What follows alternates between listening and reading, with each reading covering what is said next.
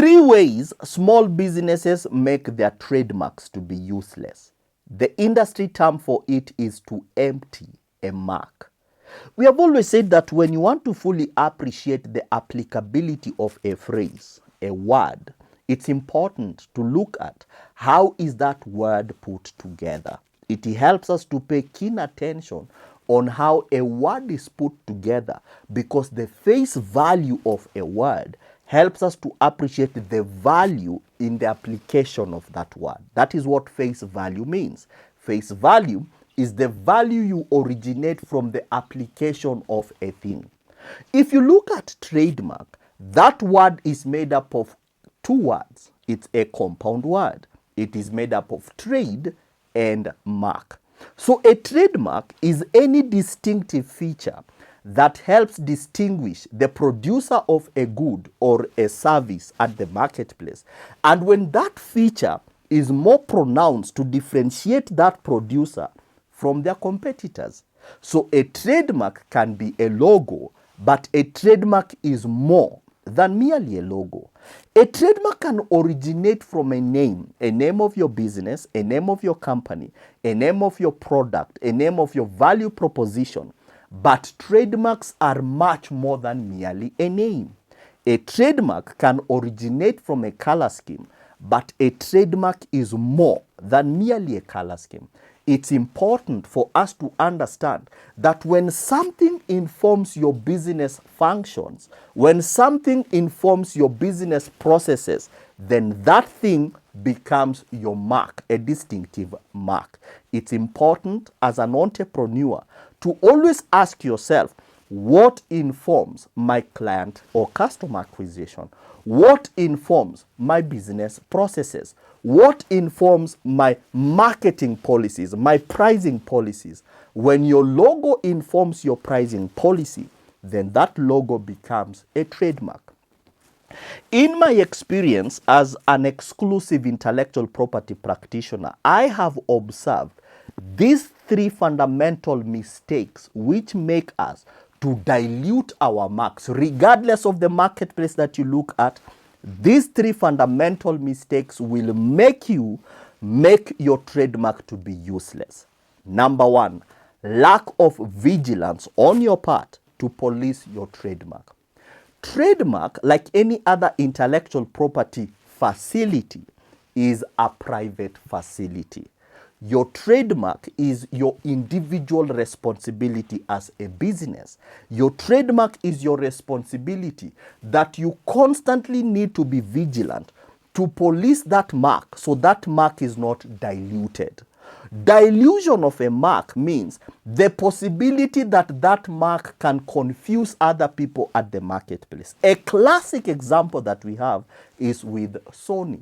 When other companies came along and they wanted to dilute the brand Sony, they tried with Sany, S-U-N-N-Y, Sanyo, S-A-N-O-Y, and that is how they were trying to dilute the mark Sony.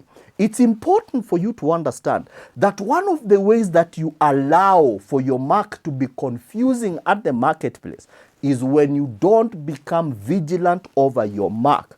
It's your responsibility as a business owner, it's your responsibility as a corporate executive to police your marks. Intellectual property is a private facility. Number one. Number two, lack of awareness to unlock economic value in a trademark.